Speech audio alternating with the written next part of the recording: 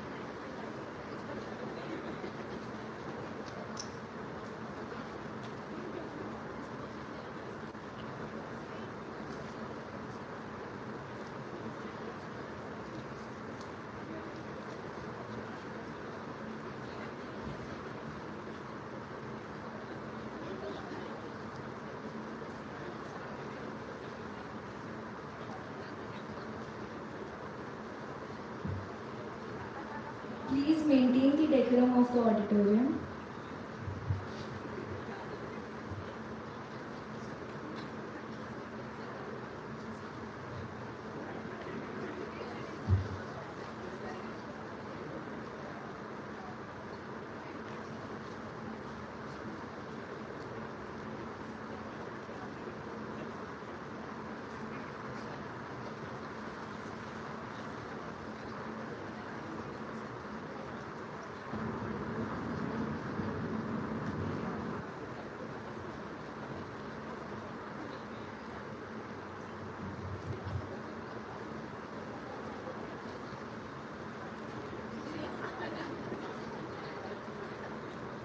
ISRO पे 5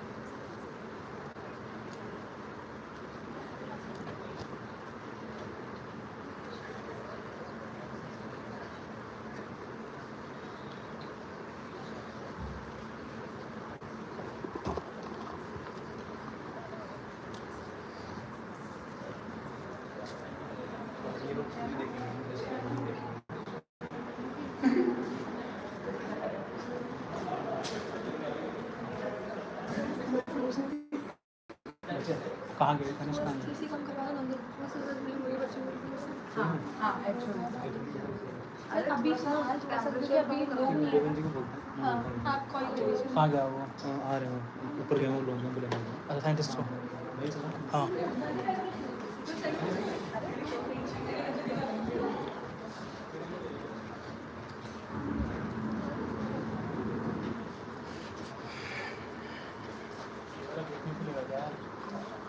जाएगा तो बढ़ जाएंगे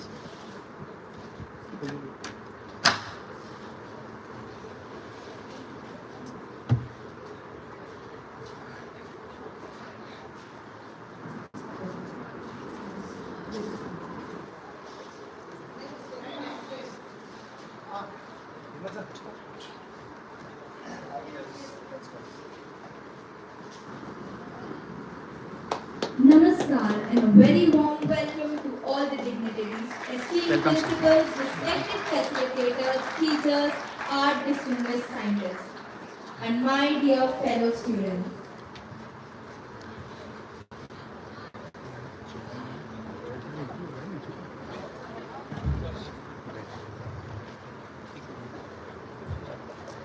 I request all the dignitaries to please come up on the stage.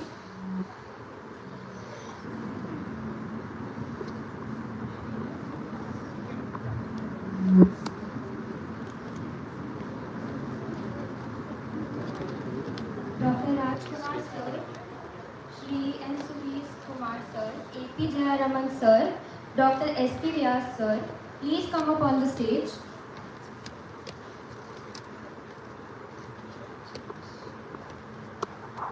Dhawan sir, please come up on the stage.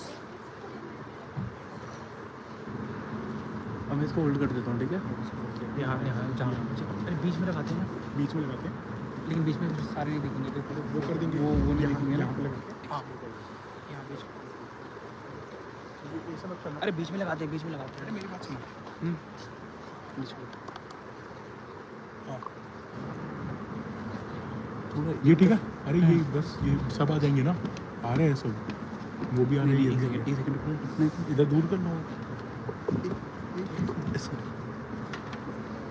Orientation is lock orientation नहीं उससे Now I invite Head of Quality Assurance Swati Chandak ma'am from Bhabha International School to present a formal welcome to Dr. Raj Kumar sir.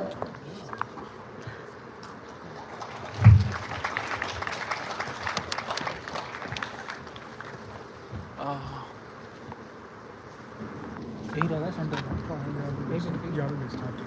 फिर वो stage कैसे आएगा तो फिर change कर देंगे लोकेशन हम स्टैंड देखेंगे अगर स्टेज पे कुछ बोलने जाएंगे बीच में आ रहा है यार यहाँ रखते हैं ना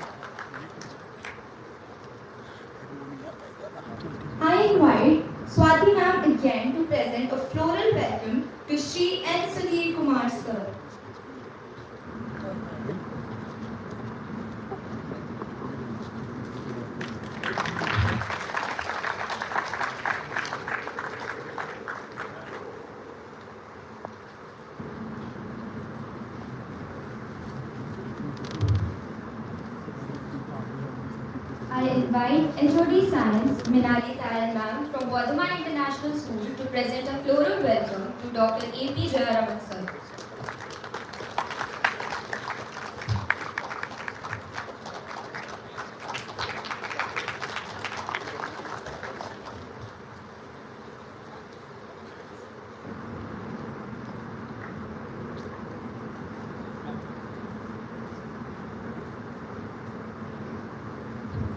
I invite Minali Tayan Ma'am again to represent a floral welcome to Dr. S.P. Vyas Sir.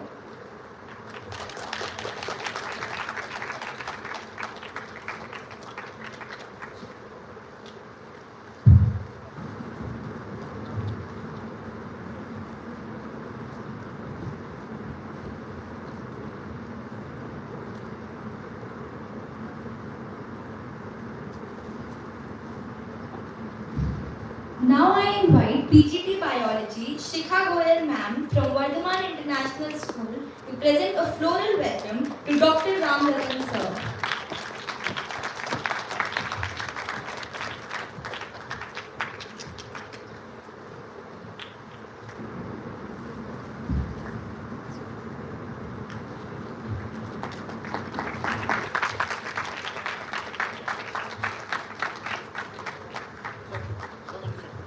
I invite Shikha Ma'am again to present a floral welcome to Dhimant Agarwal Sir, Head of Digital Strategies.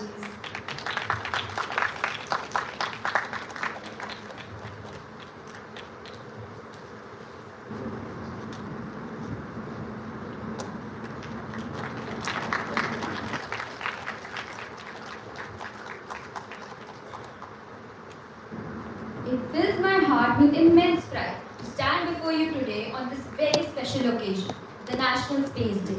This day is not just a date marked on the calendar, it's a tribute to India's indomitable spirit of exploration, innovation, and courage in the infinite realm of space. We celebrate National Space Day in honor of a historic moment that made every Indian's heart swell with pride. 23rd August 2023, the day Chandrayaan-3 softly landed near the lunar south pole. With that single event, India became the first nation in the world to achieve this milestone and the fourth nation ever to land on the moon. It was more than a scientific achievement. It was a message to every young dreamer in our country. The sky is not the limit. It is only the beginning. But this triumph was not built in a day. It stands on the vision of the father of the Indian space program, Dr. Vikram Ambalal Sarabhai, who firmly believed that space science must serve the common man. From launching India's first satellite, Aryabhat, to developing satellites that support agriculture, weather, communication, and education, ISRO has always been about nation building as much as space exploration. Later, the dream was carried forward by great visionaries like Dr. APJ Abdul Kalam, who inspired millions of young minds to see themselves as scientists, innovators, and nation builders. From its humble beginning in 1969 with a small team and even smaller resources, ISRO has grown into a global space power, an organization that touches the lives of every Indian while reaching for the stars. And today, as we gather here at JECRC University, we do not just look back at that triumph, but we look forward to the journeys yet to be made, the questions yet to be answered, and the stars yet to be reached. Today is a day of knowledge, inspiration, and exploration, where we come together to celebrate learning beyond boundaries. We're delighted to have you all join us for this prestigious event on space education in India. It is my humble honor to welcome among us the brilliant minds who have shaped and continue to shape India's journey in space exploration. Our distinguished scientists, Dr. Raj Kumar Sir, Dr. S.P. Vyas Sir, Shri N. Sudheer Kumar, Dr. A.P. Jayaraman Sir, and Dr. Ram Ratan Sir. We are also delighted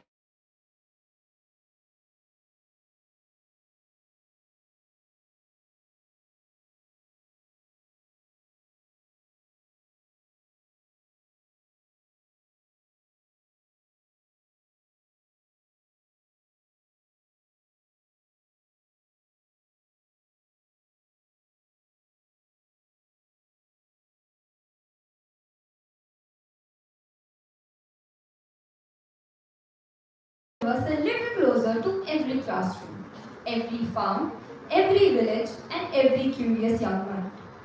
May today's conversation ignite new ideas, inspire new dreams, and remind us that each one of us carries within us the same curiosity that first made humankind look up at the stars. Today's event has been made possible by Ozone Space, Rajasthan's ISRO-registered space edtech company, with a vision to make science accessible and inspiring for students. Ozone Space has been pioneering hands-on learning through workshops, courses, seminars, and stargazing sessions. What makes them truly unique is their team of experts, including former ISRO scientists and professionals, who bring real-world experience into education. Having already impacted more than 100 schools across the state, Ozone Space stands as a bridge between traditional academics and the rapidly growing world of space technology. We are honored to have them leading this initiative at JECRC University, bringing together brilliant minds and curious learners on this special occasion of National Space Day. With this, let us begin our journey into today's event. And together, let us celebrate not just India's success in space, but India's future in space.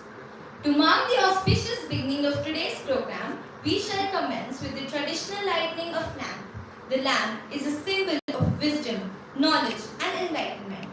Let us invoke the blessings of the Lord and invite Dr. Raj Kumar sir, Shri M. Sudheer sir, Dr. S.P. Vyas sir, Dr. E.P. Jayaraman sir, Dr. Mr. Dhawan sir, Ram Ratan sir to light the lamp of devotion.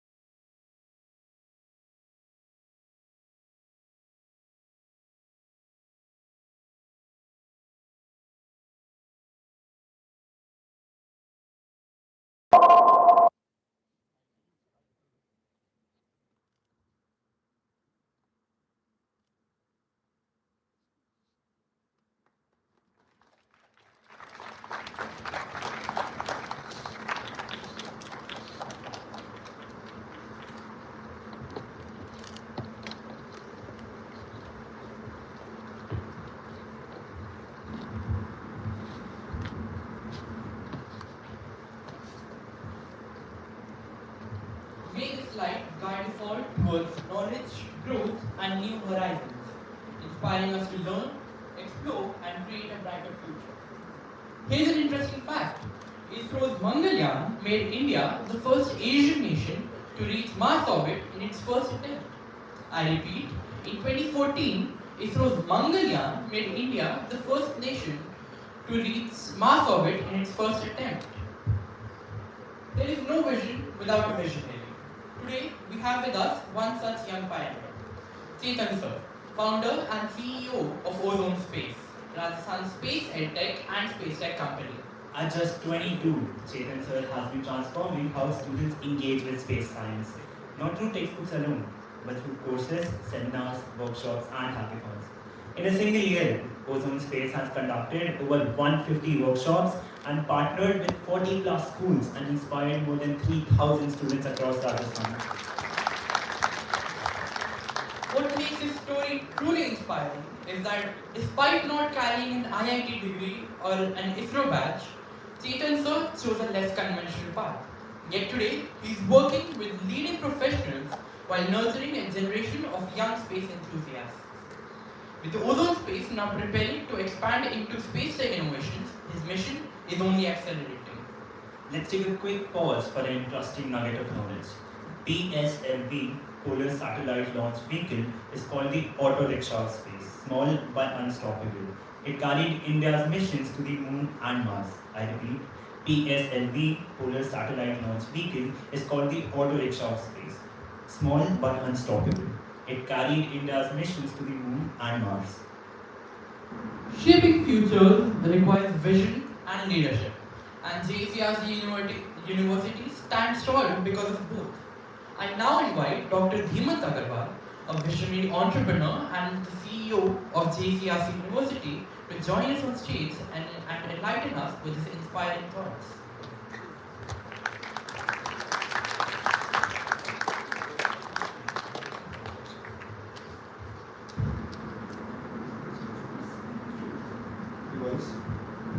Good morning, everyone. Good morning, boys and girls. How are you all doing?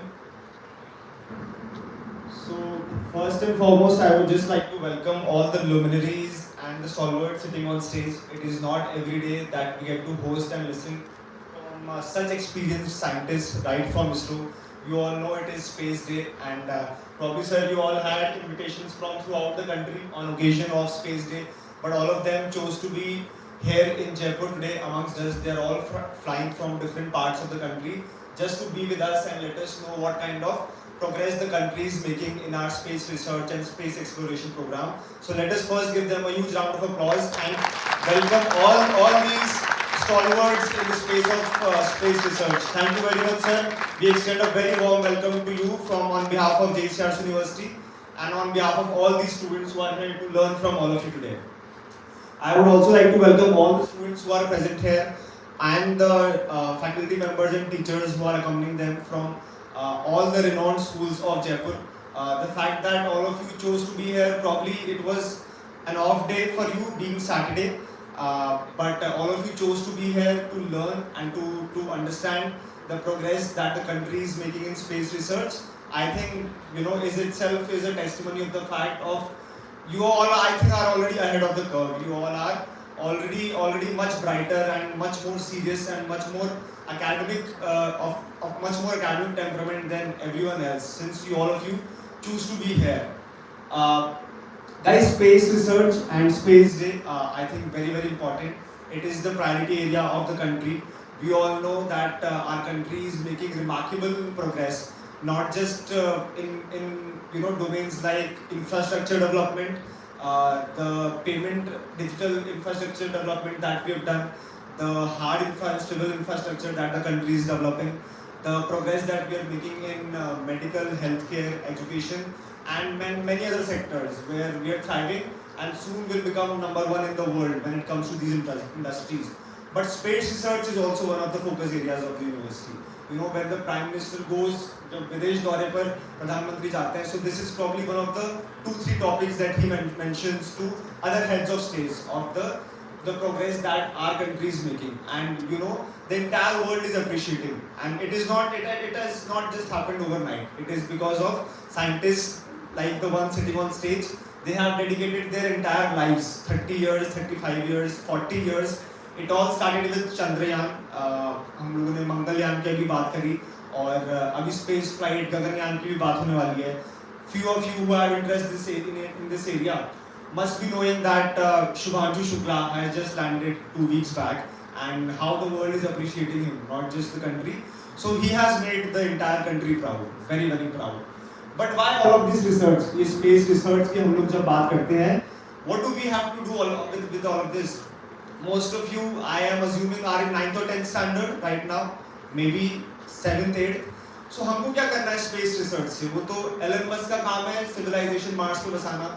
He has been talking about it for the last 10 years, and someday he will do it. And when he does do it, आज से 50 साल बाद, 60 साल बाद, जब सचमुच में Mars में civilization होगी, तब शायद हम लोग कुछ सोचेंगे. But as a 13-year-old boy or a 15-year-old girl sitting in this auditorium, what is our major takeaway? And ये सब मुझे लगता है आप सबके दिमाग में आना बहुत लाजमी है. This is very, very normal and common, that what are we doing here and studying about space research. हम as a common man sitting in Jaipur going to school, मुझे क्या लेना देना, हमारा इससे कैसे फायदा होगा? शायद आज से 5-7 साल पहले, 10 साल पहले मैं भी आप लोगों की जगह पे होता तो मैं यही सोचता और यही इसी तरह के ख्याल आते. But guys, we have to understand the kind of intervention these space research programs make in our daily lives, and that is what we will be learning today. The workshops that will be conducted today and the sessions you all will be listening to today will tell us कि ये सारी space programs, ये सारी space research हमारी day to day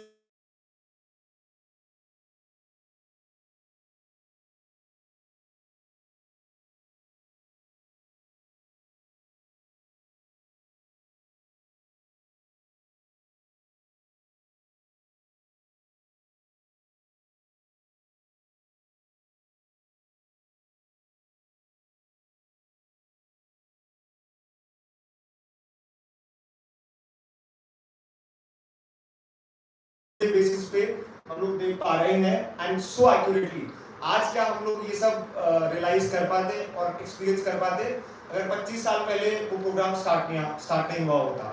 Similarly, the research and the progress that we are making today will improve our lives drastically 10 years hence, 15 years hence, because the advancement has become so fast changing and the evolvement that is taking place through these very prestigious organizations like ISRO and some of the private players also now entering the space research program like Ozone led by Chetan and many other startups who have come out of this university as well. There are few students from JECRC University who are working in private startups in space research and so on. So the progress, the investments, the research that we are making today will have immediate effects on our lives, if not tomorrow, maybe 1 year down the line, 12 months down the line, or 2 years down the line. And that is why all of this is very, very important, and that is why we all have gathered here to celebrate this space today. I will not take much of your time. I know all of you are very eager to listen to the experts sitting here. मैं फिर से बोल रहा हूँ, it is a very rare opportunity that you get to hear it from the horse's mouth. You get to hear it from the scientists of ISRO who are so experienced of the progress that our country is making. So it is very exciting and at the same time a very, very proud moment for all of us. I want to once again take this opportunity to thank every student and every teacher who is here, and also Chetan. Thank you, Chetan, for organizing this. Chetan is doing wonderful job in space education. These kind of congregations, he and his team called Ozone Space, they go school to school and teach students about all of these programs that we're discussing. So thank you, Chetan, for organizing this, and thank you what you're doing for the school students of this city and the state. Hope this organization keeps growing and you keep contributing to this ecosystem. So once again, a warm welcome to each and everyone present here, and thank you for inviting me. Thank you.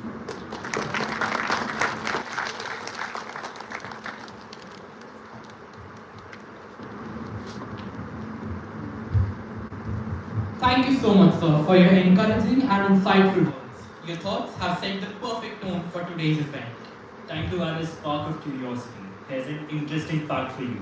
NAVIC is India's own GPS navigation system, accurate to up to 20 meters. I repeat, NAVIC is India's own GPS navigation system, accurate to up to 20 meters. It is my honor to introduce Dr. Raj Kumar, a distinguished figure in India's space and geospatial sciences. Dr. Kumar has served as the director of the National Remote Sensing Center, ISRO, and now holds the position of Director and Chief Strategic Officer at Ozone Space. Over his 4-decade career, he has transformed space-based technologies into tools for national development. He pioneered the Decision Support Center for Real-Time Disaster Management, expanded Dhawan, India's national geospatial portal, and represented India internationally through Sentinel Asia. He has served as the project scientist for NISAR, the joint ISRO-NASA mission that will greatly advance Earth observation and climate resilience. For his remarkable contributions, Dr. Kumar has been honored with prestigious awards, including the Hari Om Ashram Prerit Senior Scientist Award, the Vikram Sarabhai Award, and the ISRO Excellence Team Award. Please put your hands together to join me in welcoming Dr. Raj Kumar, sir, an eminent figure in space education and research. Sir, may I kindly invite you to the stage to share your words of wisdom with us.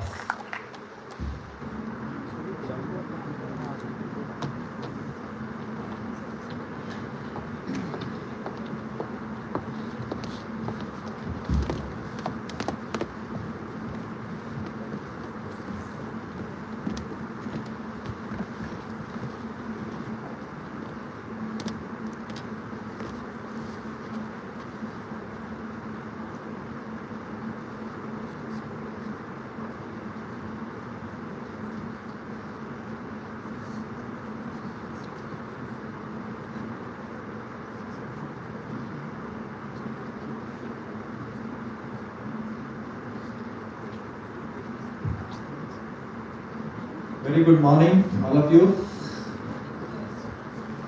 Yeah, it is not looking, you are not much enthusiastic. आवाज नहीं आ रही हाँ बारिश बारिश ज़्यादा हो गई हाँ अरे है ही नहीं यार कोई यार हाँ the rain forecast was there. यार है ही नहीं है, क्या करें? How do you get the forecast? Huh? How do you get the forecast? Through satellite? Not only satellite. Satellite is a part. Everything we should not do, it is satellite. Satellite is there. It is very much required for the everything. You heard about this. Mr. Dhiman talked about that lot of praise about space research and such. Satellite is really now it is in thing. It is part of everyday life. Disaster management as well as all this daily life, agriculture, forestry. Even you in defense also you heard about it. Mission Sindoor. Everybody may be knowing. There also we have a lot of satellite applications. Not only satellite, many things is done by the ground itself. But satellite has a big role in that. Anyhow, so I will not take much time to discuss that. First thing I just wanted to tell about how the genesis of this whole space program was there. Everybody know Dr. Vikram Sarabhai. He was the pioneer of this whole space program and a very visionary person in the country, you say, and all over the world. So he started with that why you should not have a space program in India. And that time many people were skeptical that why you should have a space program in India, that is very costly and all those things. But he told, it is very much required after that, Mr. Dhiman told, after 40 years, 50 years you will know that why it was started. Now we understand. If we had not started 50 years back, then we could have now starting, then you know what will be our situation at this time. So that time itself we thought, but he not thought about he didn't tell about that time how it will be much more useful, what type of things we are seeing now. He thought this is mainly for the public, humanity, and mainly for the rural public. They should be connected with each other. So by this type of satellite communication system should be there. So all type of what is the government is doing for the public, it should reach to each and every person. Because that time only radios were there, so people were not knowing about each and every program. So he started with this program. Like a site experiment was there. That time we started, with 1975, and now it is 50 years. We started in 1975, now 2025. So 50 years that time back, we have satellite distributed television experiment program, which was mainly for the remote village. You can say 2,400 villages at that time itself. He thought we will start connecting with them. And then this program itself was so much popular in all villages, and then with the, not only villages but the urban areas and all those places. In that continuity, we started other programs like Indian Satellite System program, through which what we are telling about forecast we get, that is geostationary satellite and communication satellite we get. Then we have satellite telecommunication experiment itself got started. It was called the STEP program.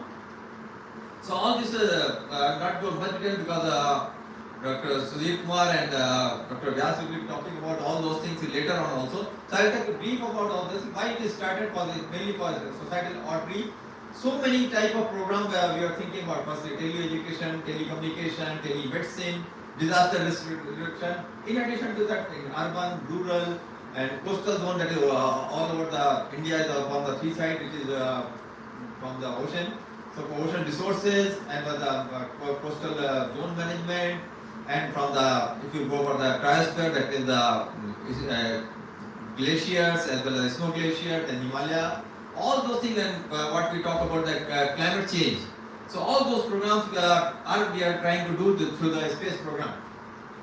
But if we go overall space program dimension wise, I will just brief about that. We have a program from the transportation. That is first thing is the people say what is the rocket. So rocket program from the polar science, polar vehicles and geostationary vehicles, then now reusable vehicles, whether it can come down and go again, that type of vehicles. And we are hearing about the Gaganyaan. So human space flight also. And yesterday itself it was announced that you might have seen in the papers, that is Antariksha station, what type of Antariksha station will be there, that type of things we are planning. So one thing is going to the space through that vehicles, then we should need satellite should be there. So we have space infrastructure through which make that all type of satellite systems, in which we have different sensors, like for the Earth observation we have, communication systems we have, and the navigation system, what we are talking about, GPS, Navig, and then from the most important space science and planetary missions, what we are talking about, usability of that. And then when we have this satellite, then we should have applications of this. So we have a number of applications for Earth observation as well as for satellite communication and navigation. Different number of applications are there. And for the public as well as for state governments and the central government ministries, we have national development projects, and we have land, ocean, atmosphere interaction. Number of programs are there. All these things we are having within the ISRO itself. Then we have a chemistry building, like what we are having today itself, one program with the students, not only with the students of the 10th and 12th, but we have engineering students, research scholars, all this capacity building, so that you people can come in the later stage, know about what is satellite and ISRO can do, or space programs can do. We impart training about that. Dr. Vyas will be talking about all those things. So this is the overall ISRO is doing. And we said the evolution of the Earth satellite, Indian EO mission, that is Earth observation missions, from 1970 onwards. Dr. Pisharoti started, that is visionary person, that from the coconut disease, that started the whole remote sensing program, what we call it. We started from that, and now we have in 2025 number of satellites. We are having almost 23 satellites for Earth observation, and 15 for the communication, and 8 for navigation. So many satellites presently itself we are having for number of programs. And number of applications, there are huge type of applications. I am talking about today for Earth observation, not communication as well as navigation, but Earth observation itself, that is for the public. So many things, applications can be do for the food security, that is agriculture point of view, atmosphere, environment, climate related, geosciences, hazards, lot of hazards that I will talk about in my talk about the NISR program.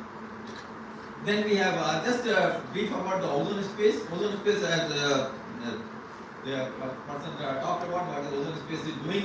Chetan is really doing a great job in the Rajasthan. I think it will grow a lot, because in 1 year itself it has trained so many persons and awareness about this program. So mainly when we found what are the problems in the space education. So these are the mainly awareness is not much, because it is there in the urban region, but rural region is very, very less. In urban also, when we talk to any student, they don't know much about the space, only Chandrayaan, Mangalyaan type of thing they know. So there are very, very minimal awarenesses, and then access of this data, as well as how to use the data, and know about all those what is research is being done. That is also very limited. Then connection between it is very, very less connection between the students as well as the scientists who are working in this. So these are the major areas where we found these are the still problem we found. So our approach is there, how to solve this. So through courses, what we thought is we have some course in-depth courses learning on these topics, on the remote sensing, that is the what type of how satellite senses this data, what is the applications is there. Through courses, some long-term courses, then workshop. We can have a few days workshop. We thought we can have all these topics. Then we can have also seminars to the public on this topic we can have, and some events like what we are having today on the Space Day. So these type of things we thought we can do this whole thing like. And this is the present team. Dr. Chetan is the major person in that, and we are just helping him, you can say. So this is just brief about it, all about the ISRO and all this opportunity, and this and the VRC you will hearing from our experts. I just wanted to talk about the one mission which is launched last month itself, NASA ISRO synthetic aperture radar. This is a beautiful mission between NASA and ISRO, and it was launched July 30th. So I just wanted to show one launch picture of this. I don't know whether it will come or not. So this is the July 30th when it was launched from GSLV.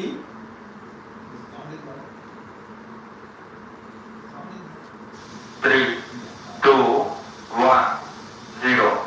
Many of you might have seen that time in the live itself. All L40 engines generating nominal thrust.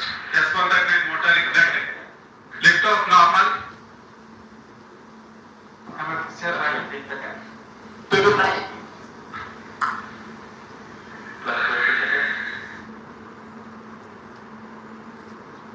Yeah, the different stages of the launch vehicles. Stage 1 separation and all those things. Now we can see live itself, and then 2 cameras there itself. You can see stage 1, stage 2, large scale emission, and then the satellite itself was a separation. You can see whether it is successfully separated from there to launch on the whatever orbit we wanted. So these are some of the things, and also just one. This is a very beautiful video. I will not show full.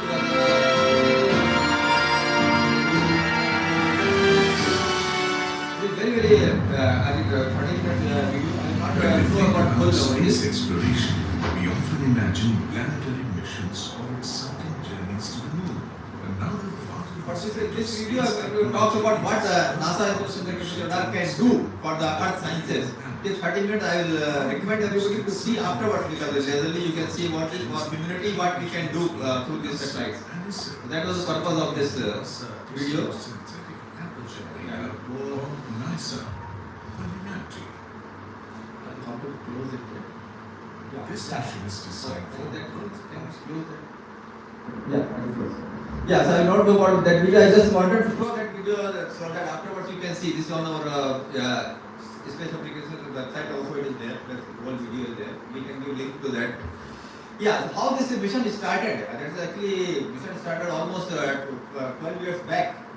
NASA came to one mission. They wanted to have for the mainly for deformation, that is for getting the earthquake type of disaster. How it's happening? Understanding science of that. And then ecosystem structure, studying of that, as well as the dynamics of ice in the polar regions, in Antarctic, in the climate regime, you see how these things are changing and why they are changing, how fast they are changing. So that was the purpose of this mission. That mostly science, not much application they wanted. But these are the science objectives. If you see all these objectives, you see response of the ice sheets, glaciers, climate change, and dynamics of carbon storage. That is very, very important in all these forestry regions, agriculture regions, permafrost. And third is very, very important from the disaster distribution wise, likelihood of earthquake, how this is happening, whether seismic, non-seismic, and co-seismic, volcanic eruption, how they are happening, land subsidence, which is happening because of many regions in the urban regions, like water taking from the ground, and landslide. All the things they wanted. They came with a proposal to us, and if you want to have this type of satellite, then we from the ISRO side, we thought not only you have one sensor satellite, we will also have one sensor from our side. This is called the S-band synthetic radar. They have L-band. Then we will launch it together. We will make satellites. So this is the overall how we started. Main applications of this and unique advantage I can say to all the actual science question what I was talking about climate change point of view. This is the mission which is having both the band, L-band, S-band and LSL. 2-band type of system in the micro region. We can work in the day night as well as in this type of rainy seasons also. You can see all the feature which is not optical, you cannot see. This is the one of the unique feature. Then also one technology which we call it sweep SAR technology. I will talk in detail about this. What this technology does, mostly the very high resolution images, that means around 5 meter, 6 meter images in the cloudy time also and every time. And large swaths, that means large area coverage, 240 km area. This type of satellites are not there presently. So we thought this type of satellite should be there. Then sweep SAR technology is there from the NASA. And polarimetry, this is a very, very important point of view. Then you can see different type of features in the through polarimetry. Interferometry, through that we can see millimeter scale changes in the earth. So that type of all these things are there in this present satellite, which makes it very, very unique. And repeat path, that means every 12 days you will have this type of information. Major thing I will not much detail, that's only I tell 12 days it will be there, and 2 frequency it is there, and then I was telling 240 km total area coverage will be there same time with the very high resolution. These things are not there in any satellite presently. Either you will have high resolution, that means you can see small area, but you see it's very small area you cover. Or you have the larger area coverage, then your resolution will be poor. But in this case, we have both the things. And another thing is the free and open access. Anybody can use this data without any charge, and data will be available freely after some time. And this thing, overall mission concept wise, this is ISRO that this is JSLV Mark II. We launched this thing. Spacecraft from our Bangalore's URSC center was there.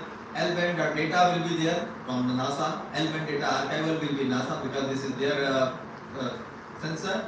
S-band data, I was doing second frequency. It is from the National Remote Sensing Center. Ahmedabad will be having this. And another thing, we have a joint science team which is talking about these things overall.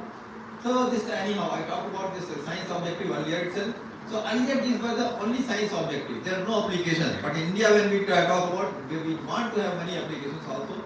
So we started that without application we will not go ahead.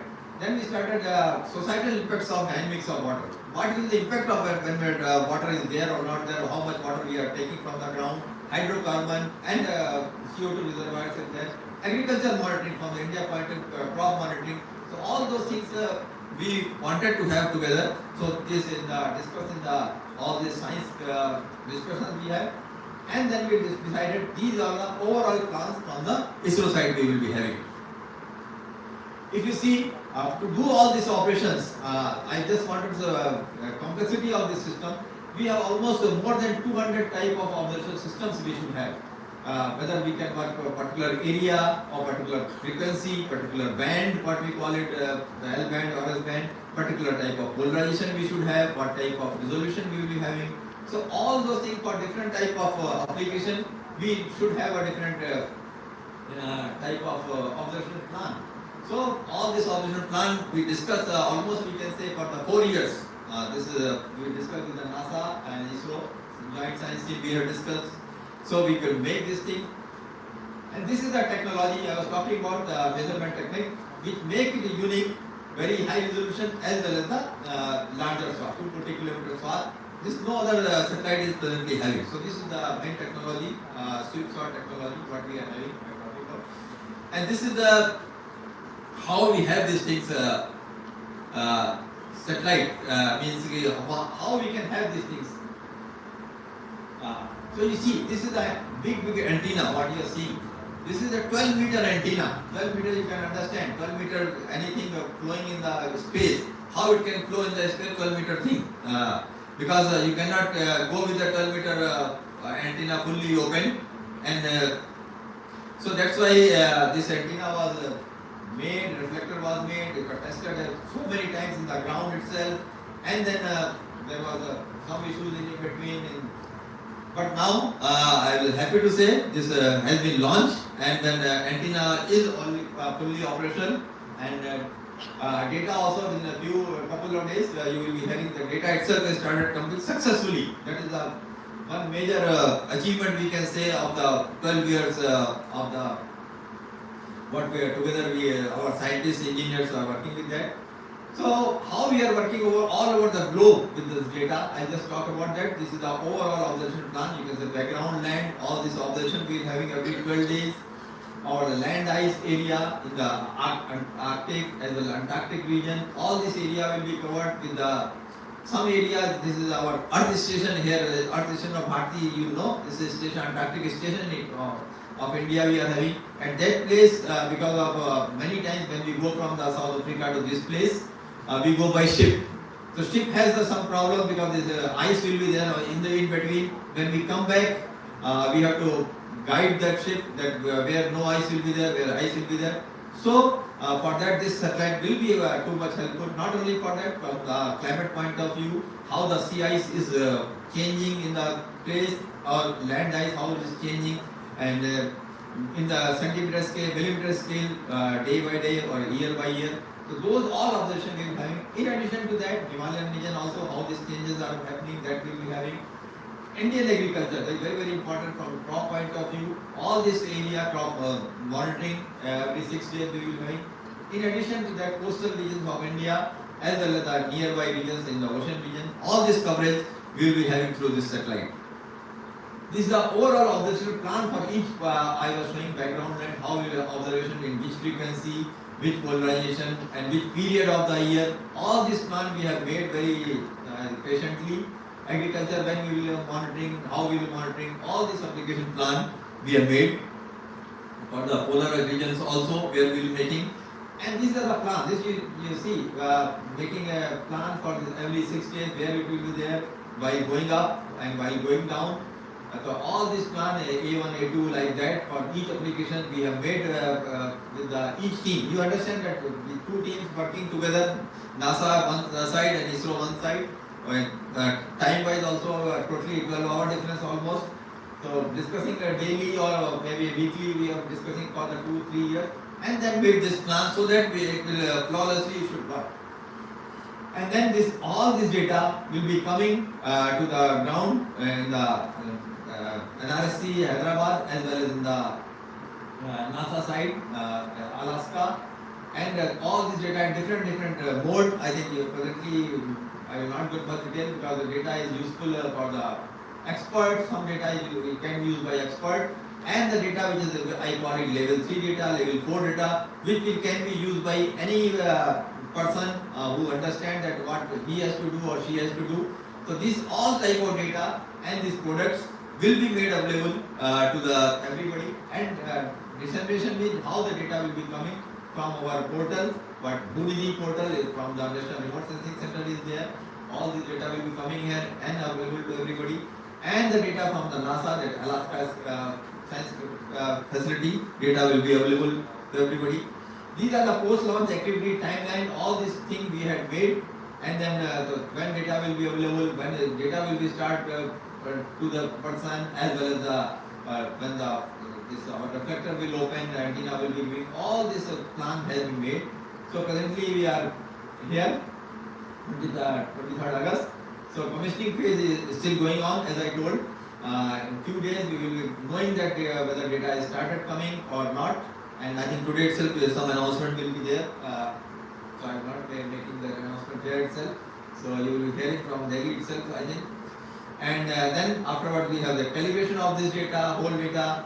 When the data is available to the ground, then all this will be calibrated, validated, so that it can be used. And then afterwards we'll have science-based data, that is all data, good quality data will be available to everybody. So this is the overall plan. And this is the calibration. Very important point is calibration. Any data or anything, any sensor you launch, you should calibrate. So data is accurate or not accurate. That is very important. So for that we have made so many stations. Even in Antarctica also we have a station. We have calibration sites that will be installed our instruments there. In the and Ahmedabad also, and Hyderabad and many other places in India, we are installing the stations so that we can calibrate data in the whole 3 months, next 3 months, and data. And these are the what our products we will be getting for the forest, like for example for agriculture, for soil moisture, very important, so that how much moisture on the soil is there for the crop. So all this type of applications what we are making. These products will be also made and validated, and all these algorithms, what we call it, testing algorithms, have been already made and tested with the earlier data, with the whatever data we are available with the other satellite, like our own satellite US04, which we RSA. All these algorithms have been made and tested, so that as soon as data from this NISR mission is available, we will start using that data. Like oil spill, one of the major things in the we have whenever any oil spill is there in nearby region, we can monitor that. Like glacier faces different type of glaciers, like ice is there, no ice is there, water is there, bare ice, so all these things. And this is related to the disaster or risk reduction from the interferometry data, what I was talking, millimeter scale, you can see the monitoring of the land subsidence. So all this type of application and everything we have made. Last, I just want to know, because all these things are available, but people should know how this data will be available, how they can use the data. So since almost 2014 itself, we started a number of workshops every year, calling users, researchers, and then meeting them, telling about this data will be useful to, how you will be useful to data, how you can use the data.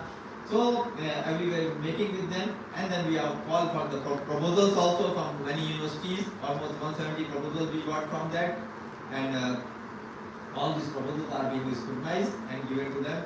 In addition to that, non-government organization also, how this they can use. So this year itself, We have organized workshop with the Space Application Center itself to involve them and tell them about how this data they can use it, and they are participated. Almost 80 NGOs participated in that. And then still we are going on this training about all this. So this way, all this data, whatever what the satellite can do, so every we are like this we are doing. And this is just glimpses of that workshop I was talking about with the non-government organization in April itself. We had. Then we have tell them what is the opportunity for them, what are the programs are there, and how we can together they can participate in that, and we can proposal review, we can proposal. So this way, I think overall we are propagating that this data, when this comes huge data, this huge data. You can, if you understand, this is almost 35 TB data daily it is coming. So understanding that data itself is a huge task, and then how it will be processed. All those things that we are told, we are telling everybody, so that people can start using it. Thank you. These are some of the resources that if you want to, you can go there and then see on these sites. If somebody want to use the data, how they can use it, what this mission can do, everything is available on these tools. Thank you.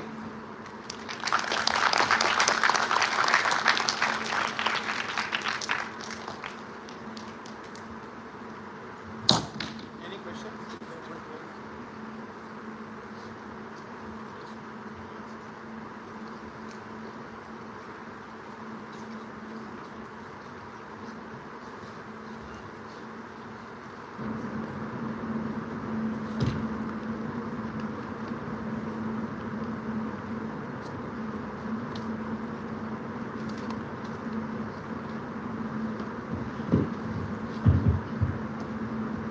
Thank you very much, sir, for your inspiring speech.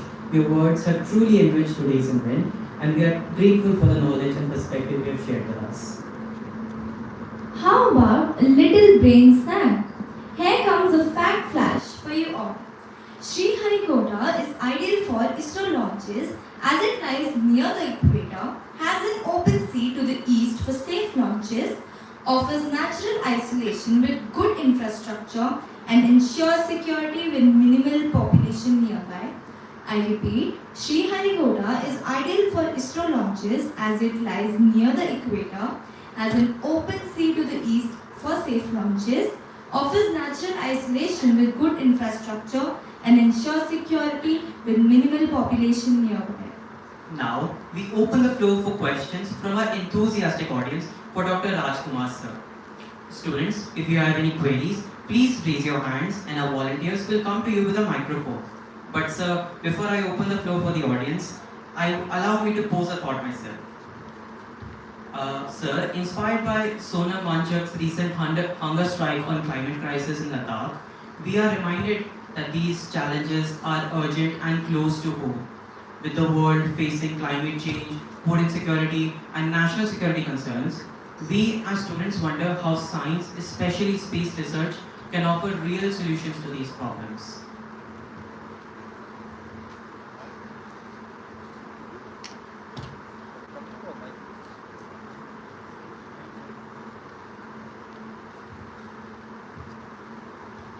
So you want to know about the climate sciences. As I told, climate sciences is now a key thing or a very, very fascinating subject for everybody. Everybody wants to know what the climate can do. So climate change is happening as you see. Even now itself we are saying climate change as point of view. If I say, you see now there's so many systems are coming, very, very heavy rains are coming now, very, very, you can say, many times in a year. But earlier you see heavy rains were only a few times in a year. Like this itself you can say, in your time frame itself you see these type of things are happening. So for understanding these things, because climate is not the data of the 1 year, 5 years or 10 years. It is long time data. So you should have long time data. Long time data for each and every place. You cannot have just from the few observations what we are having earlier. So for that, satellite is the key thing, because you can have the 50 years, 100 years data for each and every point of the globe. Because climate is not a one particular place. Climate has to be controlled by all over the places, because the winds and rains are coming, clouds are moving here and there. So that for that purpose you need the satellite. That's why the space science from the climate point of view, this is the I can say.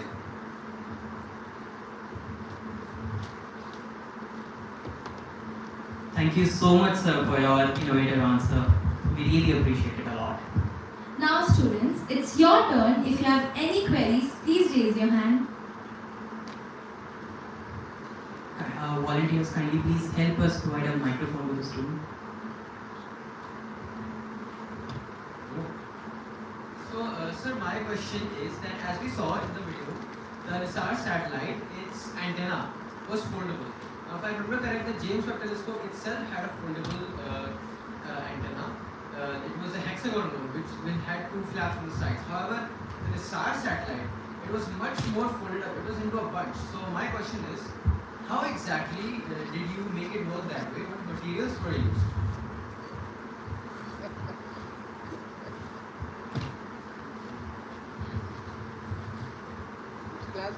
Very good question. Yeah, very good question. But sorry, because I cannot answer that question because I don't know. Frankly speaking, I can say I don't know. This is the antenna.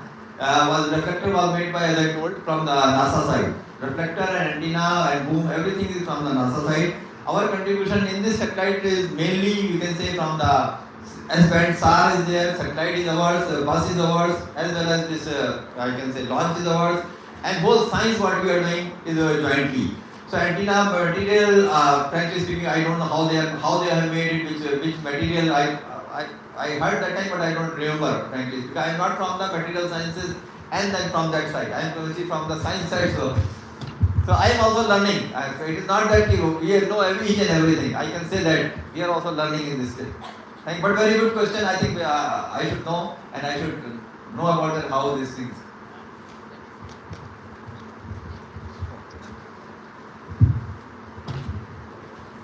Just give.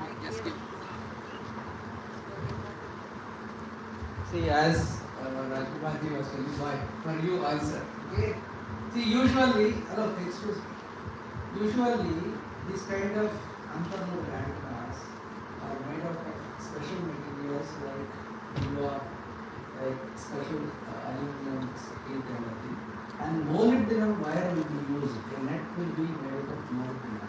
Okay, very high precision things will be used. That's what we have done. Similar kind of antennas, if not, because that is very proprietary, as you was telling. We didn't know exactly what was the material is used. But these kind of unfurlable antennas, which can be packed like an umbrella, and which will go to the sky, and it will be unfurled. Okay, that is made out of molybdenum, a special grade of material with the net.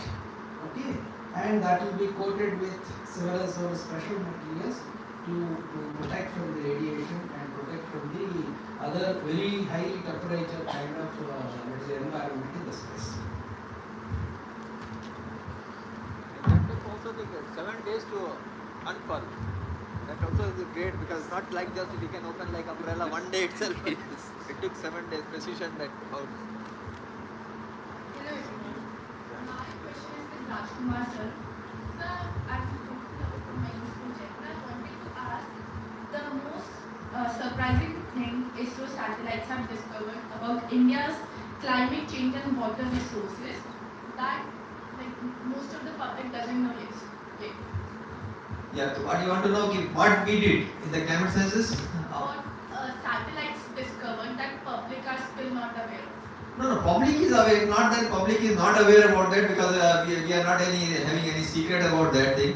Whatever we are doing in the climate science through satellites, mainly how this changes in the atmosphere, what is happening, because from the insect satellites we are having since many years, from that we are changing how this from the, as I told, we cannot within 5 years if we are having data, you cannot say it is climate change. We can say it is yearly change or something. For climate change we should have long-term data.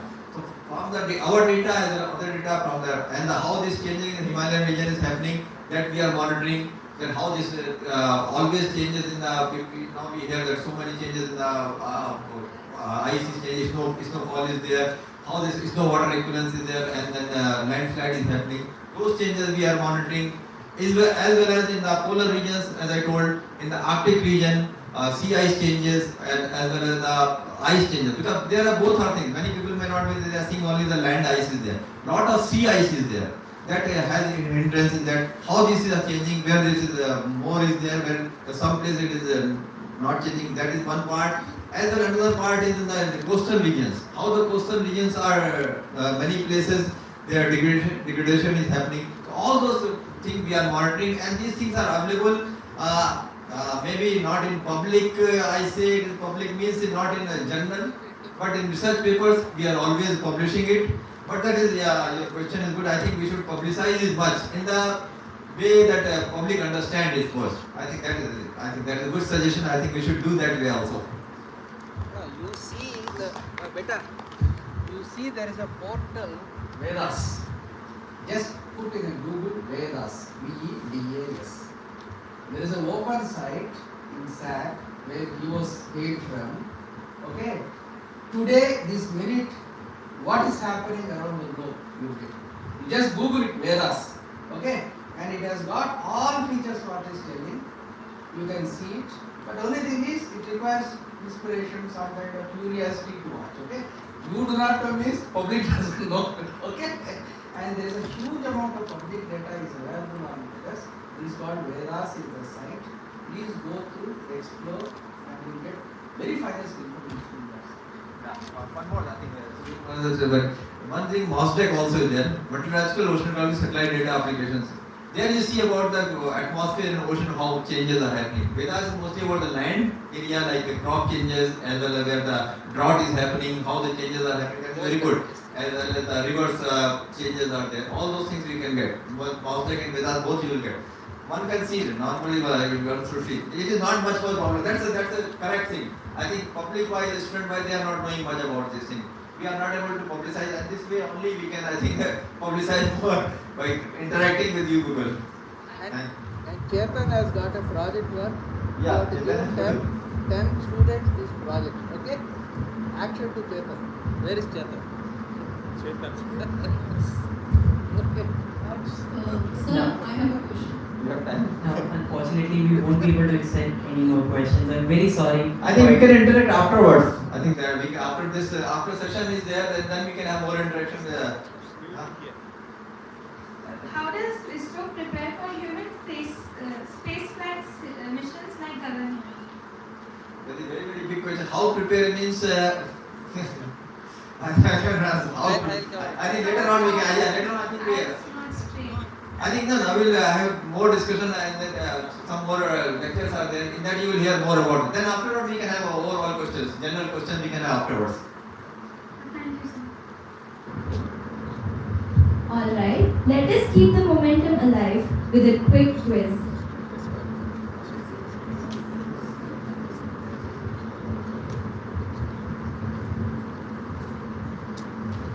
So, the very first question that we want to present is, what does the abbreviation NISAR, N-I-S-A-R, stand for? I repeat the question. What does the abbreviation NISAR, N-I-S-A-R, stand for? You have to announce prize. Then people will speak. NASA ISRO synthetic aperture radar. Very good. That is indeed correct.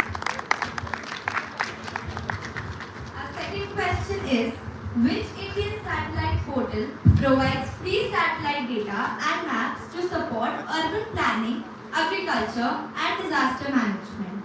I repeat my question. Which Indian satellite portal provides free satellite data and maps to support urban planning, agriculture and disaster management? The Vyas portal? Better luck next time. Anybody else want to try? Yes.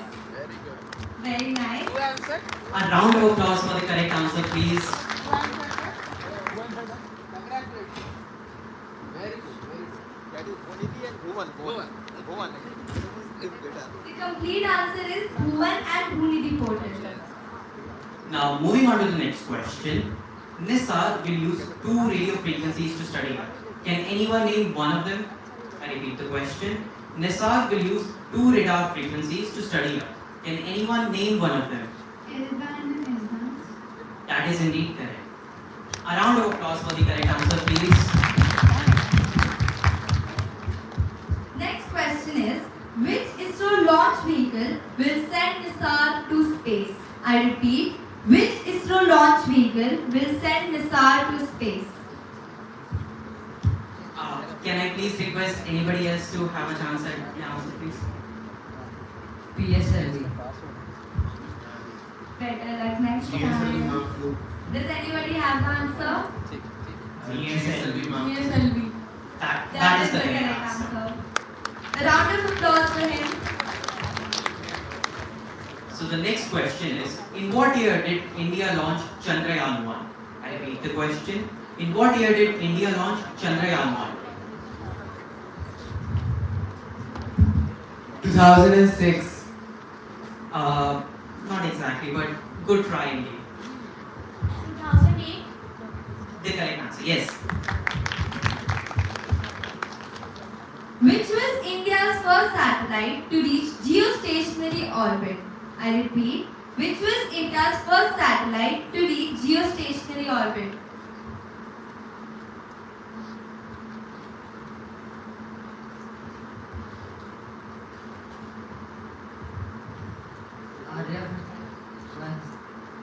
No. Does anybody have the answer? Give it a shot at least.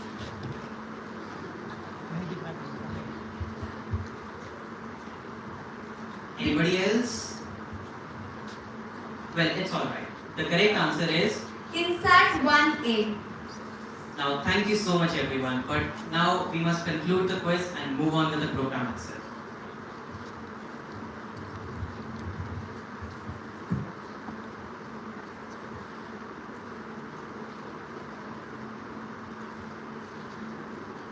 Now, we are honored to welcome Shri N. Sudheer Kumar Sir, former director at the Building Program Office, ISRO headquarters. An accomplished aerospace engineer, Dr. Kumar began his career at Tata Steel before joining ISRO in the year 2000, where he has since played key roles in some of the organization's most significant projects. From contributing to the establishment of Asia's largest solid rocket propellant plant at Sriharikota, to leading the development of mission control centers and ISRO's largest rocket integration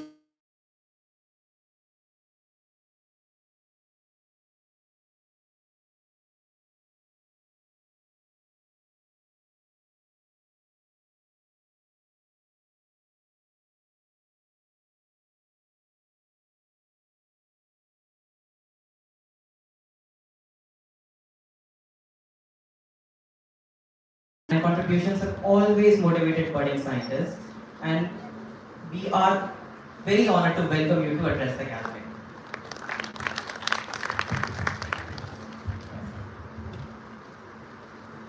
Thank you. I think after quiz, I think all you people started Googling it. The answers, I don't think the quiz will be there. Right. It takes some time to start the system. In the meantime, as your CEO was mentioning about, today is a great day for Indian nation. Especially you have to feel proud of yourself that you have witnessed. I think how many of you have watched Chandrayaan 3? Very good, very good, very good.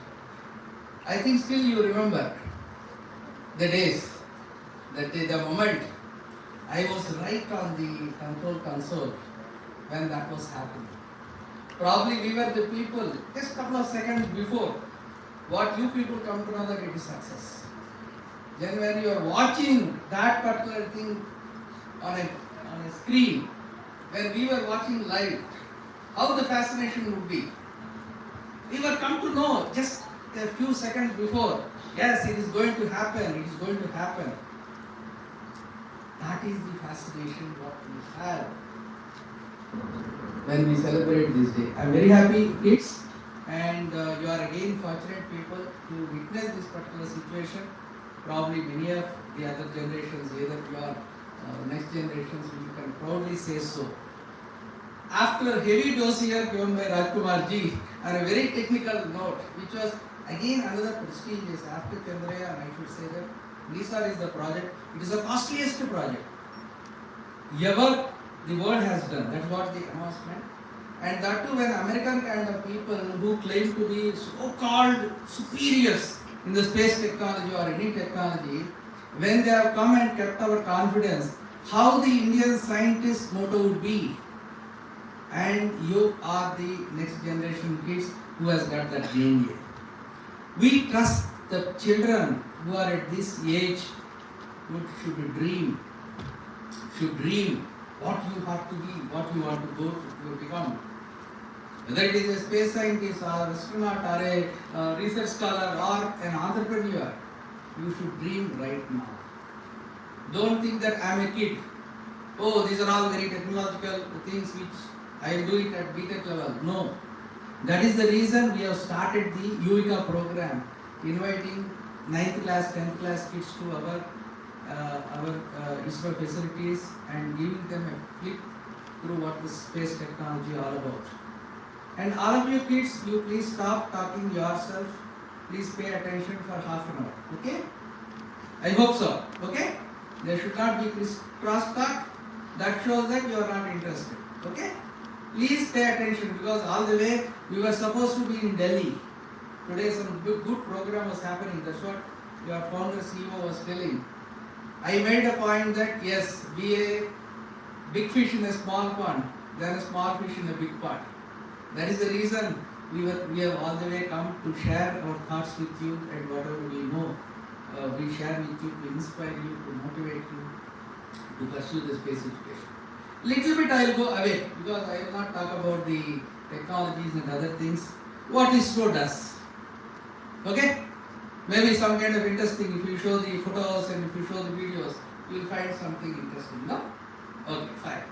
So ISRO space programs, I could say that, it is, yeah. What is space? Everybody thinks that space is satellite and launch vehicle. Is it not? Yes, of course, that is the things which will create the space. But there are many other things which contribute to the space.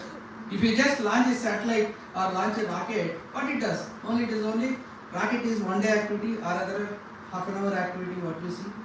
After that satellite, if you put it in the orbit, maybe 5 years, 6 years, 7 years it will be there. But what you get benefited out of it? These are all the applications. Raj Kumar was telling atmosphere. If you want to go for a cinema or a weekend trip, you should know whether it rains or not. Delhi people, at least you are very close, especially during the days, your all vehicles will be halted because of pollution. That will be tracked by satellite. When cyclone is happening, you are fortunate, you are away from the sea. When cyclone is happening or when some disasters are happening, how the coastal people will get panicky. Earlier, hundreds of people used to die out of cyclones. But nowadays, have you seen? No. Scientists like Raj Kumar sir, who has headed the NRSC, they used to predict the cyclone is coming in this way, please evacuate. And sometimes when we evacuate some places, it will go in a different direction. What is the waste? But hourly tracking our satellite does and gives the prediction to avoid the lives. And of course, agriculture, food security. When some save is being produced or in Kashmir, Kanyakumari wants that save. How you do it? You predict the produce and you will manage the entire logistics. Space is doing. Pyaz and aloo, let us say in North India they grow much higher, much larger in quantity. When South Indian people wants aloo, how do they know? The satellite will give a advanced, let us say, prediction. This many quintals of this particular crop is being done. Maybe another 2 months, 3 months time, you are going to get this crop. Please plan the entire uniformity of your pricing. Otherwise, like tomato, one day it will be sold at 2 rupees, another day it will be sold at 50 rupees. Is it not? Why it is so? Because you don't have proper prediction system. Satellite does all these things. Satellite technology does all these things. Food security, water monitoring. If you want to put a borewell under the ground, what you do first? You will depend on some borewell fellow. He will come and dig. Oh, water is not there. Sorry sir, 1 lakh gone. Whereas satellite will bring you a place where you put the bore to get the water. Such kind of technologies are now available. So these are all benefits of the satellites that you people should know. You people should know how the technology will be beneficial to you You should know this is called social responsibility.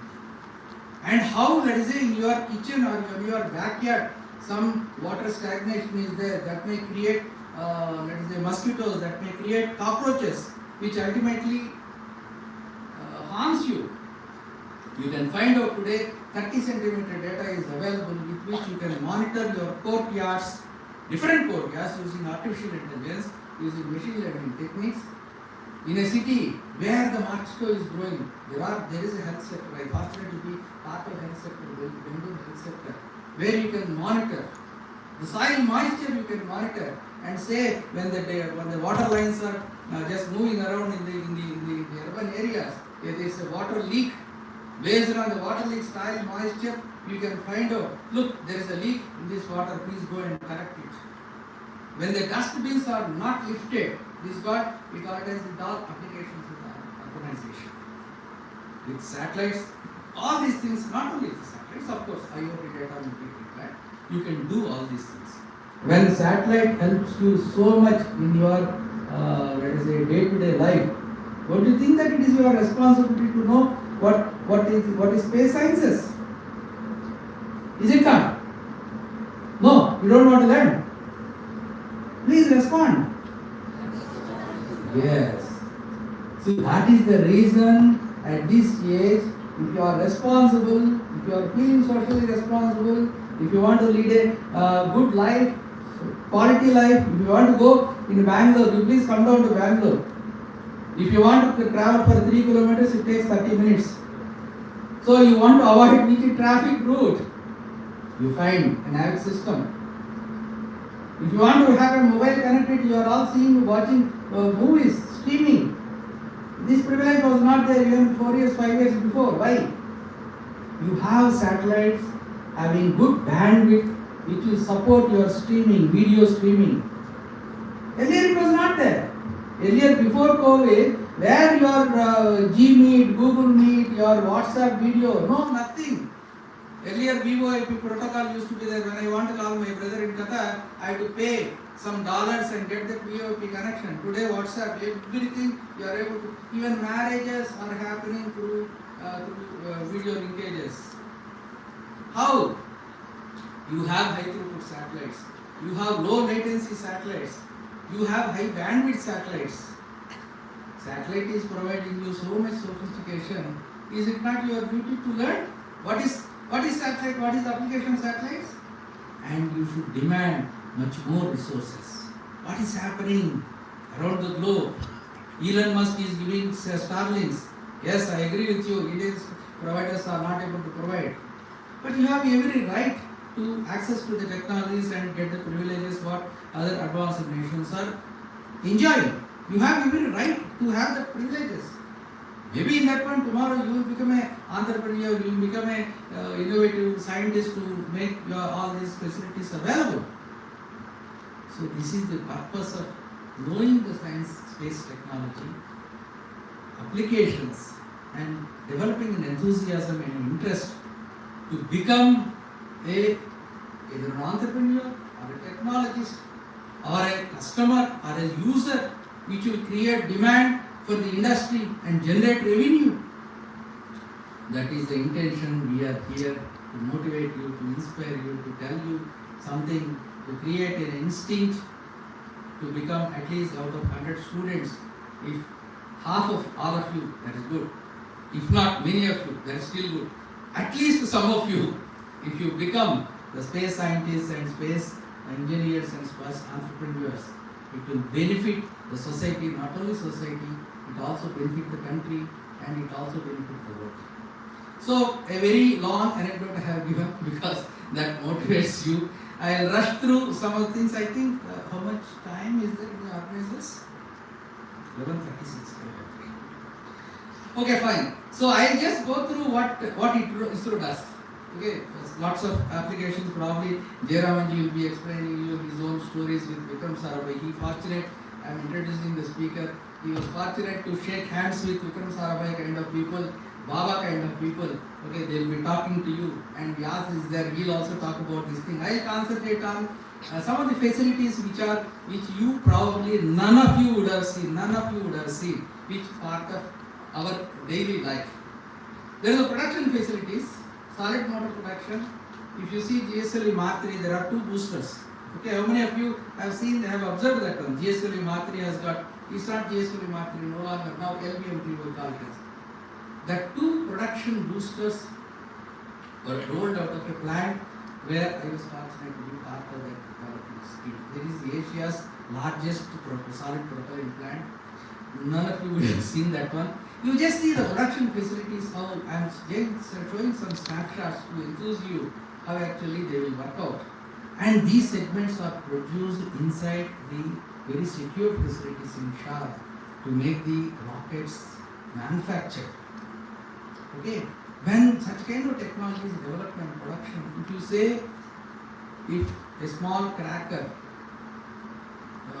gives you a sound or a energy, if you fill maybe your university kind of area filled with such kind of crackers, whatever the amount of that energy and TNT, what we call it as in terms of explosiveness, that one solid motor gives. It is an exaggeration, but it is for understanding purpose I am telling you. Rocket scientists are dealing with that one daily, every day. We go there, we stand there, we produce, we take that result. The way our soldiers are protecting the country, in the same way the rocket scientists, the space scientists are living in that particular environment to bring out the technologies and prowess to the country. The scientists are no longer different from the soldiers. Soldiers are protecting the country. The scientists and engineers are protecting the technology and technology prowess of the country. These are all equipment. I am just flipping through because time is not there much. I don't want to because already delayed. I am just flipping through. I will not spend much time on this thing. These are all the, you just see people standing over there. What is the size of this equipment? What it goes? The solid propellant is made in a slurry, and slurry will be poured in a segment, and multiple segments will form a particular stage, and multiple stages will form a rocket. That is how the rocket is built. But lots of engineering techniques are there. When once you produce any rocket satellite stage, it has to undergo lots of ground testing. Because when you are firing, huge amount of vibrations will be coming, huge amount of acoustics will be coming, huge amount of fires will be coming. When satellite is taken to the orbit, maybe 4 tons of satellite is being taken to the orbit, 640 tons of launch vehicle will carry that activity. We just see multiply with how many factors are there just to make a small satellite into the orbit, 4 versus 640 or 650. Now a question has come, why India could not put Chandrayaan in 7 days? Okay, the answer for that one, what chairman has given, we don't have powerful rockets, which will take directly the spacecraft to the moon orbit.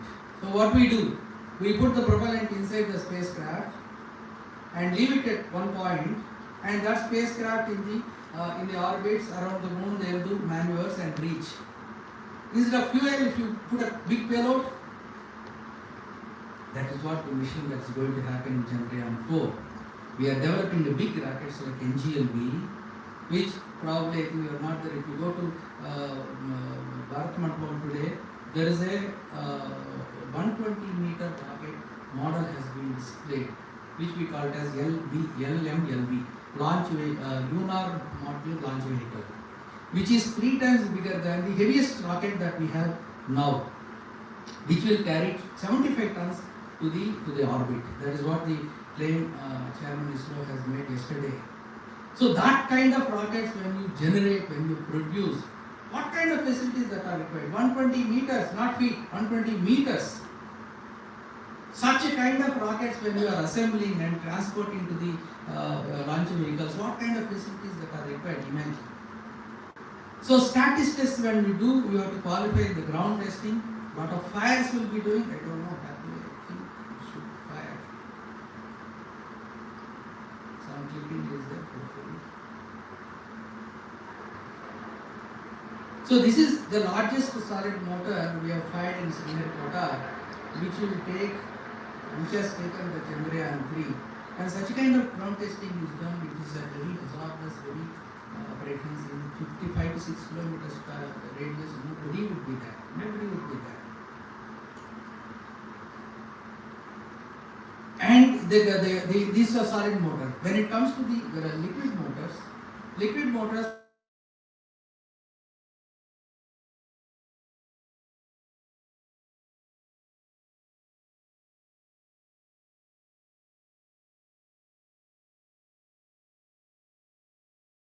How it is famous for in Puranas? Anybody can guess? Mahendragiri. Could you recollect? What is Mahendragiri meant for in Puranas? It is Hanuman who jumped to go to Sri Lanka. Fortunately, that is the place where ISRO conducts all cryogenic and liquid propulsion stages. It's a very beautiful place. This is what some of the clippings what I am showing you. This is where the liquid propulsion stages will be. Each of the facilities you just see how big the gigantic the facilities are. We have done all liquid propulsion tests here in this site. When it comes to the launch port, one girl was telling it is the best site for ISRO launches, not only ISRO launches, even for foreign launches. How a spaceport will be identified as best or anything? Any guess? Already that girl spoke about. If you are near to the equator, that we call it as why it is near to the equator. Most of our launches are geographical, geo launches, which carries heavy launches. So when it is traveling, the rocket will take less fuel to go into the target. Otherwise, it has to go and take a turn. Okay? If any launch port is near to the equator, that is treated as the west port. So Kuru is the first west port. Next to Kuru, Sriharkota is the west port. Second thing is you should have see in the east. Why? When Earth is rotating this way, when you go against that, you will gain momentum. Okay, that is the reason eastward launches are very prominent for geospatial. That's why if you have eastward sea, that is the best one. Third important thing is when rocket goes there, bottom stages will fall into the sea. Is it not? When it is lower stages will fall into the sea. So the sea when it is going, you should not have any land masses.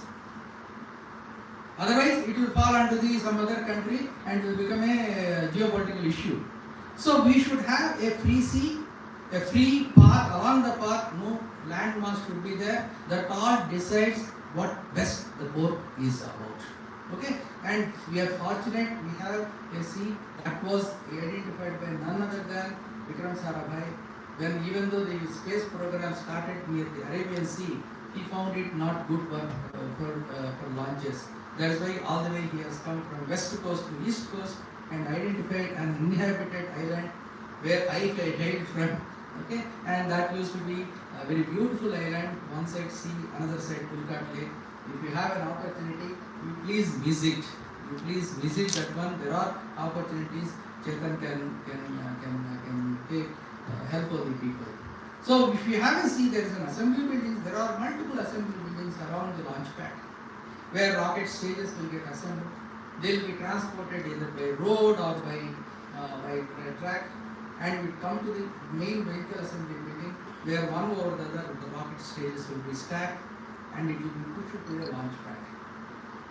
And we have two kinds of launch pads in place. One is where rocket is assembled on a static pedestal and the tower will move. That is this one. I don't know whether I can play it and show you. Okay, here this tall tower is 4,500 tons. 4,500 tons means 45 lakh kgs. That is moving. That is around 70 to 75 feet tall or 80 feet tall. That building, a structural building, is moving almost 150 meters to relieve the rocket. What is the kind of technology? It is like a ship, a big ship is moving on the track. There is another concept where launch vehicle will be moving, the launch pad is static. First we call it as IOP, integrate on pad. Another launch concept is ITL, integrate, transfer and launch. Here the other launch pad has got a static building. Inside the building the rocket is assembled and it will be pushed for 1 kilometer to a launch pad, and from there it fires. So these are all the two very gigantic things which guns the thing. And the second launch pad has got another building, whatever pink building that you are seeing. This is my personal contribution to the space community. Before I come to headquarters, I was in charge of this building, and this building was the largest building in ISRO. This is 100 meter tall, 50 meter by 70 meter wide. Depth, you know how much? 46 meters. 46 meters. That is the depth. What we have done pillars, and we have constructed. It is not that 46 meters we have done and made the foundation. And that is exactly 1 kilometer from the seashore. 1 kilometer from the seashore. If you see in the entire coastal region, right from Kashmir to Kanyakumari to Calcutta, any industrial building of that tall, any industrial, not I am talking basic towers, this is only one building. This is only one building. Okay, such a kind of gigantic facilities are there inside SHAR. When we are rolling out a rocket from assembly building to the launch pad, the launch pedestal is 14 meters by 14 meters. I should say maybe this much tall, big, tall. A bogie, a rocket will be assembled on the pad, which will be around, if you see like this, around 87 meters height, and above that 44 meters. These gigantic, what you call, item will be moving for 1 kilometer. It is like more than, I think, if Jagannath Ratha Yatra, if it is allowed, probably it will be more than Jagannath Ratha Yatra. It is all spiritual, but it is technical. Such a kind of thing, a bogie will be lifted. We will be lifting that platform just like a small utensil, and that bogie driven by a girl, a lady engineer. The weight of that entire thing was designed for 4,500 tons. Because launch vehicle is around 200 tons, launch vehicle is around 640 tons, launch pedestal is around 200 tons, and designed for 4,500 tons. So this is the kind of gigantic facilities what ISRO has got, which outside world doesn't know. Because it is education purpose I am showing, otherwise all these things are some classified pictures which for purpose I can always share with you. And when it comes to the satellite is not a joke. The small precision, a small wire, it will put around 400 crores or 500 crores satellite into the sea. So such kind of facilities, what we do, it has to go to very radiation environment. When it is up in the sky, it will undergo very, very drastic environments. High temperatures, 250 degrees, 300 degrees centigrade. Within 90 minutes, if it takes one round around the earth, it will undergo minus 150 or 250 and minus 150 plus 250. So that satellite has to be protected from that environment. It should have a very thorough thermal insulation. And when it goes around the earth, it will have several problems. Maybe it may hit, when a debris may hit. So from ground, we maneuver the satellites. When we come to know that there is a object is going to hit in the way, like traffic, it has become Bengaluru also, the lower orbit. Okay? So we do maneuvers, that we call it as SSA, Space Situational Awareness. So many things we do to protect our satellites in the sky. Okay, so much care we have to do in preparing the satellites and undergo heavy testing there. MIMC testing, EMC testing, and radiation testing, and so many testing the satellite will undergo. Ultimately, it will be bundled in a thermobag. This is what the thermobag all about. When it is bundled, it will be insulated, it will be sealed. All the things will be closed up. Then we put it into the heat shield. These are all different snapshots. So that is the right one, is the heat shield. Heat shield is the one, it is like a shield which protects the satellite till it crosses the atmosphere. Maybe 100 kilometers or 150 kilometers. After that, you would have seen in the movie, the heat shield will be separated, and the upper stages will take alone the satellites into the higher altitudes. The range I already talked. So what range it contains? There are several radars. In each and every radar we track during the initial stages whether it is going in the right direction or not. And if it is not going in the right direction, there is a tele command which will blast the asteroid. We never used it. GSL F02. We assume that we have used it, but we do not know whether it has functioned or not. It has been blasted by its own, I should say. That was some kind of narration. We have pressed the button because a range safety officer will be there. He is an independent person who sits in a very exclusive room. He will have a button. And he will be given some kind of protocols. And when rocket deviates from this to this, he may not have to listen to anybody. Anybody means anybody. He can exercise his power to blast the rocket. He is called RSO, Range Safety Officer. Okay, and he sits in independent room and monitors the activity, and it's the highest responsibility the ISRO has given. Very experienced people will be there. But we never happily we never use it because in the ground when it is usually when the rocket comes towards the earth, when it going to cause mass destruction, such kind of freedom is given to the RSO to blast. But we never had such kind of situation. DSL F02 only has happened. But by the time the command has gone, it has blasted on its own because of the fire that has happened. That's what the inferences what we have.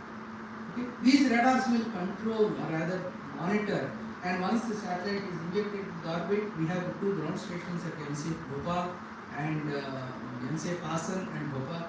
They will take over for further operations throughout the life of this satellite. These are all some of the things. And somebody is asking for what is the weather controls we have, and this is the control center again. I contributed. This is my baby, I should say. Okay, this control center is my last building which I have realized in the previous project, where kind of prime ministers, president of India, they have sat and we have done this with a flying saucer concept, even though multiple options have come. We have chosen this flying saucer concept, and I proudly say that I fully contributed from brick to inauguration by Honorable President. I contributed to this. It gives me so much immense pleasure, when you realize the facilities and when you show and say proudly that yes, I have associated. That kind of this thing we expect in you. When you become space scientist, how much you will enthuse, if you go and see the facility and come back and narrate the stories, that itself you will get goosebumps. When you are within the facility, I would have observed from this control center 70 to 75 launches. Just imagine how much pride and how much satisfaction I would have got. This is the inside control center where the ISRO scientists will sit and watch. On the wall you will have displays, and they will be watching. Chairman ISRO, even presidents and other things, VIPs come, they will sit in these chairs. I was part and parcel of that control center for many of the missions till I retired. And we have beautiful systems in place, because weather is one. You should have a weather protection on the day, because some wind shear, initially SLV was failed because of the wind shear. So from that day onwards, unless otherwise, because what happens, the rocket is going with a very high speed. When wind goes in a different directions, this shear causes failure of the launch vehicle. Or your control systems, where you are intended to go like this, the wind is moving like this. What happens? It cannot go in the intended path. So there is a bias, there is a program on the day, wind bias. Day of launch, wind bias. We send the balloons on that day. We find out which wind is at up to some kilometers, maybe 20 kilometers or 30 kilometers. We find how the wind directions would be. We incorporate on the day the wind movements and other things into the software, so that the launch vehicle, when it is taking part, it will counteract. So these many technologies are there in the rocket. Okay, in the rocket launching, it is not so easy. Okay, whatever you are seeing pressing button in the video, it is only 1/1,000,000th of effort what is projected. Rather, million times effort would have gone into the rocket over a period of time to build this project, build these programs and other things. When one rocket is there around 23 meters, the crane will lift like a pencil and put it into the pedestal. And this building, again I was telling you, SPAB and VAB, where I contributed, 450 ton crane is there, 450 ton crane on the top at the 83 meter elevation, which will just lift any stage like a pencil, move it and put it onto the rocket assembly. And precision, what you get, the gaps are in millimeters. The diameter is 4 meters. 4 meters means how much? This much stage is being lifted and move onto the pedestal with a precision of couple of less than even 1 millimeter. Okay. That is the gigantic facilities what we have in ISRO. When this bubble inside carrying this satellite is moving, it will become actually Radhayatra. Actual Radhayatra. And every year we do that kind of things, 5 or 6. Okay. If you are preaching the temple, how you preach the science? This only gives an indication. Once in a year only Radhayatra will come. But every year 5 times when this Radhayatra is going, how much you people should preach the ISRO scientists and Indian scientists, please take it. So I will stop here because I will not go much into this one. Chandrayaan, I just close it being is a space day. It's a beautiful, amazing experience what everyone has got. India has reached the near South Pole. It's not exact South Pole, near South Pole. When countries like Japan, countries like USA have failed in the same region, countries like Russia has failed to reach, because you have seen, no? Within 15 days gap, there is an Indian, USA, American private company which has landed, could not land, fallen. Japanese one launch attempt was there, which has failed. You know, there is one Russian, this one is there, which could not achieve. When our scientists made this to happen, sitting, these are all, don't think that this is a joystick play. We don't have any control from the ground. It is all pre-loaded programs. When a satellite is going from 300 kilometers, coming down to 100 kilometers, coming down to 80 kilometers, 30, 70, 100, 10 and 800 meters. When it has come to 800 meters, its vertical velocity was around 4 meters per second. Because this was designed, that's what the chairman is ISRO said, even if it is failed, all propulsion system failed, we will land. Why? Because the mission was planned for a failure. Chandrayaan 2 mission has been planned for a success. And Chandrayaan 3 mission has been designed for a failure. Because if it fails, what happens? No problem, it will take. It will fail at next event, what will happen? No, it will success. Let us say even if every propulsion would have been failed at 800 meters, it would have landed successfully. When we know at 800 meters, just a couple of seconds before any world knows, when we were inside the control room, we were watching, when we are seeing the design velocities, vertical and horizontal velocities, what it is flowing, we know damn thing that this will land and it is going to create the history. Second latter, claps, world has watched. That's why we are celebrating National Space Day. And you are very fortunate again to listen to the kind of emotional moments what we had inside the control room to share with you. Probably thanks for all of you for nice patient listening. Develop curiosity, become a member of the space community. I wish you all the best. Again, thank the college, the organizers, Chetan, these people for inviting us all the way from Bangalore. I am traveling. Some of the people traveling from Mumbai, some Ahmedabad, to share with you such a kind of beautiful moments you have. You are fortunate again. I am telling you to listen to beautiful stories. Become a space enthusiast. Jai Hind, Jai Hind.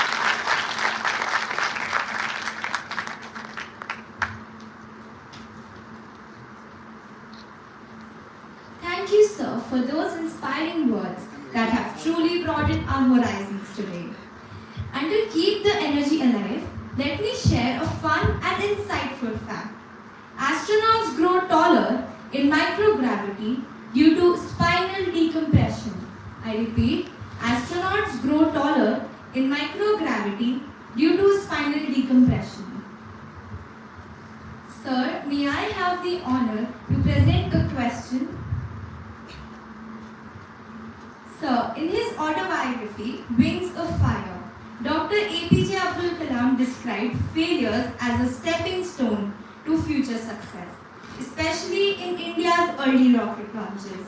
Today, when ISRO stands tall with so many achievements, what do you feel are the biggest lessons our generation can learn from those initial setbacks? Get me a mic.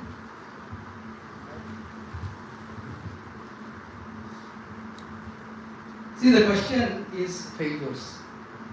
In the space journey, every moment we consider as a going to be failure. That's what I said. It is designed for failure. And PSLV, let us say 62 launches when we have done, and each individual rocket, some innovation or some modification would have gone. And when we launch, even though the mission is success, some component or other would have given either low performance or performance not expected. What we do every launch, there would be a failure analysis, not failure